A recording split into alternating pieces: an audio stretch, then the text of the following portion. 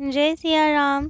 तो कल तक हमने अपने कथा रसिक श्री सीताराम जी को श्रवण कराया कि तुलसीदास जी महाराज किस तरह खूब प्रेम भाव से अयोध्या जी का वास कर रहे हैं। नित्य नई लीलाएं हो रही हैं, खूब भगवत दर्शन संत दर्शन हो रहे हैं।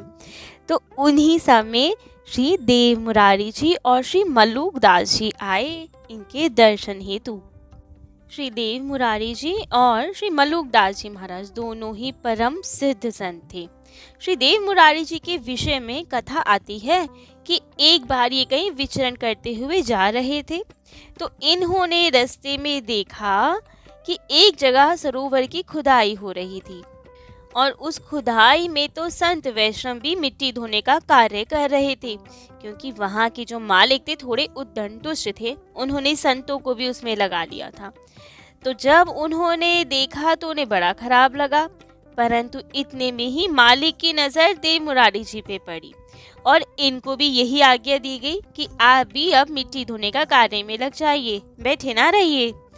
तब तो देव मुरारी जी मुस्कुराए और दूर जाकर बैठ गए, स्वयं तो भगवत ध्यान करने लगे और इनके स्थान पर स्वयं मिट्टी निकलने लगी सरोवर से। तो अब तो ये देखकर मालिक चकित कि जैसे ही इन्हें आज्ञा दी ये क्या चमत्कार हुआ। वे तो यहाँ समाधिस्थ है, भगवत ध्यान में बैठे हुए हैं और अपने आप ही सरोवर से मिट्टी बाहर आ रही है।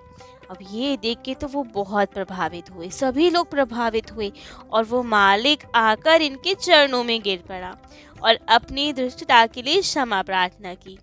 तब इन्होंने उन्हें सदुपदेश दिए और कहा कि संतों की सेवा किया कीजिए। संत सेवा का उपदेश देके तब ये वहां से आगे बढ़े। ऐसे ही इनके शिष्य श्री मल्लूक दास जी महाराज परम सिद्ध। जब मल्लूक दास जी महाराज बाल्यावस्था में थे, छोटे से बालक ही थे, तो बहुत उद्दंड थे।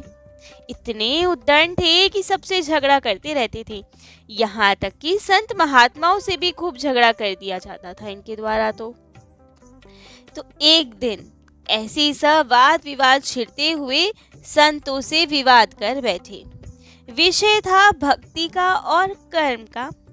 ये कहते थे कि कर्म ही प्रधान है, लेकिन संतों का मानना था कि यदि हम ठाकुर जी की शरणागति में हैं, उनके अधीन हो गए, उन्हीं पे अनन्य आश्रय कर लिया हमने, तो हमारे समस्त योग क्षेम का वहन तो स्वयं ठाकुर जी ही करेंगे, भगवान ही करेंगे, क्योंकि ऐसा उन्होंने गीता जी में कहा है। तो उन्हें कोई चिंता नहीं, लेकिन ये कहते थे कि बिना कर्म किए कुछ होने वाला नहीं है। भगवान के भरोसे बैठे रहोगे तो भगवान आके आपके मुंह में ग्रास नहीं डालेंगे। भोजन करने के लिए स्वयं ग्रास तोड़ना पड़ेगा और मुख की ओर ले जाना पड़ेगा। लेकिन संतों ने जोर दिया कि नहीं, यदि हम ठाकुर जी की ही आश्रित हैं, तो भगवान जी मुख में ग्रास भी देने आएंगे, जबरदस्ती खिलाएंगे, हम नहीं भी खाना चाहेंगे तो। लेकिन ये बात तो इनको नहीं पची। ये अपने ही मत पे अड़े कि ऐसा नहीं हो सकता कि हम ना भी खाना चाहे तो भी ठाकुर जी जबरदस्ती खिला के ही जाए, हम ऐसा नहीं होगा। लेकिन संत इस बात पे निश्चित कि ठाकुर जी कभी हमें भूखा नहीं रहने देते। उनके भक्त को कब क्या किस चीज की आवश्यकता हो सकती है, उसकी चिंता भक्त से पहले तो भगवान जी को हो जाती है। हम नहीं सोच पाते कि हमें ये वस्तु चाहिए होगी, लेकिन हमारे ठाकुर जी ने सब प्लानिंग कर रखी होती है, सोचने से पहले ही सब वे दे देते हैं। तो एक भक्त को जो ठाकुर जी के ही आश्रित हो, सच्चे मन से ठाकुर जी के आश्रित हो, उसे किसी चीज की परवाह करने की, चिंता करने की कोई आवश्यकता नहीं है। सरकार है तो सही हमारे योग क्षेम का वहन करने के लिए। लेकिन मल्लूक दास जी महाराज को ये सब बातें रास नहीं आई। उनका तो यही मानना था कि कर्म प्रधान है, हमें अपने लिए करना पड़ेगा कुछ कर्म, तभी हमारा निर्वाह हो सकता है। बैठे बिठाए ठाकुर जी भी कुछ नहीं करने वाले, जब तक हम उन्हें पुकारेंगे नहीं तब तक कुछ नहीं करने वाले वो। तो फिर अब तो संत और मल्लूक दास जी महाराज अपने अपने मत पे अटक। तो मल्लूक दास जी ने कहा ठीक है, अब हम परीक्षा लेंगे इस बात की, हम भी देखते हैं कि कैसे योगक्षेप का वहन करते हैं ठाकुर जी। तो अब परीक्षा का ठान कर इन्होंने तो सोचा कि आज हम भोजन नहीं करेंगे, देखते हैं ठाकुर जी आते हैं या नहीं आते हमें भोजन पवाने, अपने आप से हम भोजन करेंगे ही नहीं। देखते हैं कैसे योगक्षेम का वहन होता है आज तो अब यही सब विचार करके ये तो एक घनघोर जंगल में जाकर छुप गए, एक पेड़ के ऊपर जाके बैठ गए। पूरा दिन बीतने को था, भूख लग रही है, प्यास लग रही है, लेकिन नहीं, नीचे नहीं आऊंगा, ना ही जल पीऊंगा, ना ही अन्न खाऊंगा। ठाकुर जी को यदि चिंता है तो वे ही आके खिलाएं, आज तो स्वयं से कुछ नहीं करूंगा, कोई कर्म नहीं करूंगा। देखते हैं ठाकुर जी कैसे आके जबरदस्ती खिलाते हैं हमें। यही अडिग विश्वास कि आज परीक्षा होगी, यदि संत सच कह रही हैं तो आज तो ठाकुर जी को आना पड़ेगा। अब संतों की लाज तो प्रभु कैसे ना रखे, लेकिन होगा कैसे ये सब, क्या लीला होगी। तो ये सब तो अब विचार करके कि आज तो भूखा मर जाऊं, लेकिन स्वयं से भोजन नहीं करूंगा, यहीं पड़ा रहूंगा। देखते हैं संत कितना सत्य बोलते हैं, अपना ही मत सिद्ध करके रहूंगा आज मैं कि कर्म ही प्रधान है, बिना कर्म किए तो ठाकुर जी भी नहीं आते मदद करने के लिए। तो अडिग भाव से वहीं बैठे रहे। सुबह से दोपहर हुई, दोपहर से संध्या हो गई, भूख से तो व्याकुल, लेकिन नहीं, आज नहीं उतरना नीचे, स्वयं से भोजन करना ही नहीं है। देखते हैं ठाकुर जी कहाँ से ढूंढ पाते हैं हमें। तो अब उसी पेड़ के नीचे रात्रि के समय एक डाकुओं की टोली आके रुकी। अब तो वो चोर डाकू तो थे ही, कहीं से अन्न धन चुरा के लाए थे, और अब घनघोर जंगल की यहाँ कोई पकड़ने वाला तो है नहीं, तो यहीं पे सामान बांटा जाए। खूब आराम से निश्चिंत होके बैठे हुए सामान का बंटवारा कर रहे थे। लेकिन अब रात्रि हो चुकी थी, डाकुओं को भी भूख लग रही थी कि भूख बहुत तेज लग रही है, पहले कुछ पाया जाए। लेकिन क्या पाया जाए, यहाँ तो कुछ सामग्री भी नहीं है। यदि हम गांव में जाएंगे कुछ खाने पीने का देखने, तो इतना कीमती सामान है, कहीं किसी की नजर ना पड़ जाए इस पे। क्या करें, भूख बहुत लग रही है। तभी वहां पे एक डाकू को कुछ पोटली दिखाई दी। देखा तो उसमें खूब स्वादिष्ट भोजन, उसमें से तो बढ़िया सुगंध आ रही थी। अब हुआ क्या था, कुछ समय पहले ही कोई राहगीर गए होंगे जिसका भोजन का सामान वहां रह गया होगा, या समझे तो ठाकुर जी स्वयं रख के गए होंगे भोजन वहां। लीलाधारी तो है ही वे, कुछ लीला सोची होगी। तो अब डाकुओं को वो पोटली दिखाई दी कि पोटली तो बहुत बढ़िया लग रही है, खुशबू आ रही है खाने की इसमें से, क्यों ना आज यही भोजन प्रसाद पाया जाए। पोटली खोल के देखी तो खूब सारा भोजन, पूरी सब्जी, मिठाई, बहुत सब कुछ, और अभी ज़्यादा ठंडा भी नहीं हुआ था। तो उन्हें लगा कि हाँ, कोई राहगीर गलती से भूल गया होगा, जल्दी से पा लेते, खूब भूख लग रही है।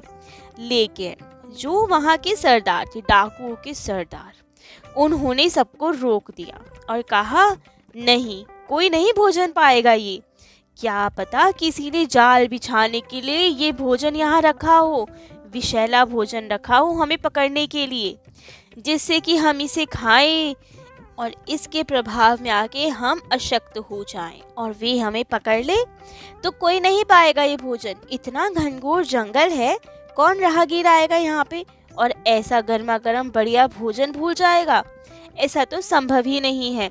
अवश्य ही किसी ने जाल बिछाया है हमारे लिए, यहाँ पे तलाश करो, कोई ना कोई अवश्य छुपे बैठा होगा यहाँ पे, तो उसी ने भोजन रखा होगा हमें पकड़ने के लिए। पहले जाके पूरे जंगल में ढूंढो कि कोई बंदा छुपा तो नहीं है आसपास। अब तो डाकुओं ने सोचा कि बात तो सही है, इतने घनघोर जंगल में इतना स्वादिष्ट भोजन आएगा ही कहाँ से, अवश्य कोई छुपा ही होगा यहाँ पे जो हमें ये विषैला भोजन देके मारना चाहता है। तो अब तो ढूंढ मची। मलूक दास जी तो महाराज वहीं पेड़ के ऊपर छुपे हुए थे, डरे हुए तो थे डाकुओं को देख के, और ये बात सुन के तो और ज़्यादा डर गए थे कि ये तो अब ढूंढ रहे हैं किसी को, और इन्हें लगता है कि विषैला भोजन है और किसी ने रखा है, जो छुपा है उसी ने रखा है। अब हम क्या करें, यदि हम पकड़ में आ गए तो ये तो समझेंगे हमने ही विषैला भोजन रखा है। बड़े चुपचाप शांत भाव से छुपे रहे, लेकिन वो डाकू, उन्हें तो ये मिल गए। अब तो बोला कि नीचे उतरो, तुम कौन हो। ये बहुत घबराए और कहा, नहीं नहीं, मैं नीचे नहीं उतरूंगा, मुझे तो डर लगता है आपसे। डाकू ने कहा, हम जानते हैं तुम कौन हो, हमें पकड़ने आए हो ना, ये विषैला भोजन अवश्य ही तुमने रखा है। मल्लुकदास जी महाराज ने कहा, नहीं नहीं, सच में हम नहीं जानते ये भोजन कहाँ से आया, हमने नहीं रखा है ये भोजन। लेकिन डाकू तो कहाँ सुनने वाले, जबरदस्ती पकड़ के उन्हें नीचे उतारा गया। अब तो बस उन्हें तो शंका थी कि ये विषैला भोजन है, तो कहा मल्लुकदास जी से कि अब आप पाइए ये भोजन। लेकिन मल्लुकदास जी महाराज की तो प्रतिज्ञा कि ठाकुर जी खिलाएंगे तो ही पाऊंगा, ऐसे नहीं पाऊंगा। लेकिन अब उनका तो जोर ना चले, डाकू ने तो लाठी डंडे दिखा दिए, या तो इसे पाओ वरना तो बढ़िया पिटाई करेंगे तुम्हारी। और मल्लुकदास जी महाराज परेशान कि क्या किया जाए अब।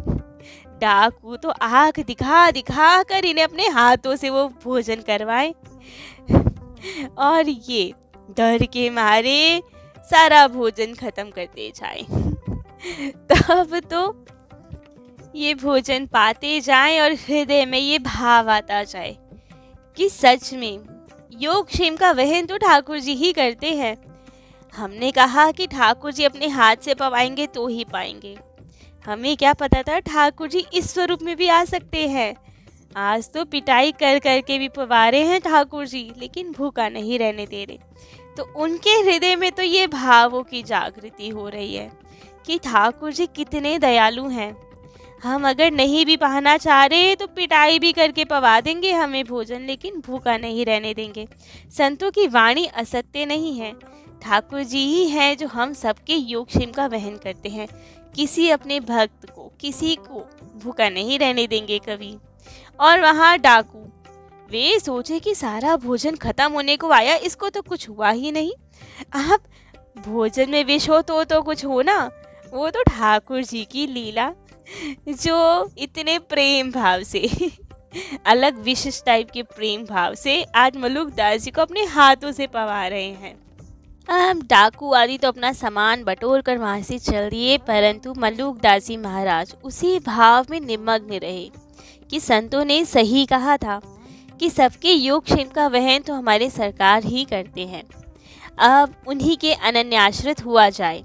उसी दिन से मल्लुकदास जी ने ईश्वर पर पूर्ण विश्वास करते हुए, उन पर पूर्ण निर्भर होते हुए अजगर वृत्ति से जीवन यापन करने लगे और उसी दिन संसार का त्याग कर दिया और एक दोहा गाया। इनका प्रसिद्ध दोहा है अजगर वृत्ति से निभा करने का।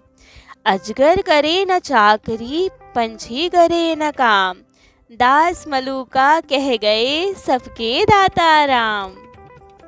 और इसी वृत्ति से खूब प्रेम से अब ये भजन पूजन में ठाकुर जी के भरोसे लग गए। एक समय की बात है, प्रयाग कुंभ के अवसर पर इनके गुरुदेव श्री देव मुरारी जी ने सोचा कि संपूर्ण वेश का, अर्थात सब संत भगवान जितने भी कुंभ में आए सबका भंडारा किया जाए। अब उसमें तो खूब सारा धन लगना था। तो उस समय मल्लुकदास जी महाराज प्रयाग से 20 कोस दूर कड़ा ग्राम में रहते थे। उन्हें भी गुरुदेव के इस संकल्प की जानकारी हुई, तो इच्छा हुई कि काश हम भी इसमें कोई सहयोग दे पाते। यदि हमारे पास कोई धनादि होता तो हम भी गुरुदेव की सेवा में उसे भेज देते। अब संत का संकल्प ठाकुर जी कैसे ना पूरा करें। उसी समय एक श्रद्धालु सेठ ने मोहरों से भरा एक तोड़ा इन्हें भेंट किया, एक बोरा इन्हें भेंट किया, मोहरों से भरा हुआ। तुरंत इन्होंने उस बोरे पर अपना नाम लिखा और श्री गंगा मैया में डाल दिया और प्रार्थना की कि हे मैया, इसे मेरे गुरु जी तक पहुंचा दीजिएगा। और उधर प्रयाग में जब श्री देव मुरारी जी स्नान कर रहे थे तो वो तोड़ा, वो बोरा इनके पैर में जा लगा। उन्होंने बिना देखे ही इन्हें हटा दिया, परंतु वो तो बार बार इनके पैरों से टकराता ही जाए। तब उन्होंने निकाल के देखा कि ये क्या है। उस पे पढ़ा तो मल्लुकदास जी महाराज का नाम लिखा हुआ। तब लिया और खोला तो वो तो मोहरों से भरा हुआ था। तब तो गुरुदेव ने खूब प्रेम से संतों की सेवा की, खूब आनंद से भंडारा संपन्न हुआ। तो ऐसे ये दो दिव्य संत थे, श्री देव मुरारी जी और उनके शिष्य श्री मलूकदास जी महाराज। ये दोनों आए थे अयोध्या जी गोस्वामी तुलसीदास जी का दर्शन करने। खूब प्रेम से इनके साथ सत्संग किया और आनंदित हुए। बहुत दिन अयोध्या जी में रहे गोस्वामी तुलसीदास जी के पास ही, और उसके बाद वे भी अपने स्थान को लौट गए और श्री तुलसीदास जी महाराज भी अयोध्या जी से पुनः काशी की ओर चल दिए। तो अब काशी में और कौन कौन सी लीलाएं होती हैं इनके साथ, ये हम कल अपने कथा रसिक श्री सीताराम जी को श्रवण कराएंगे।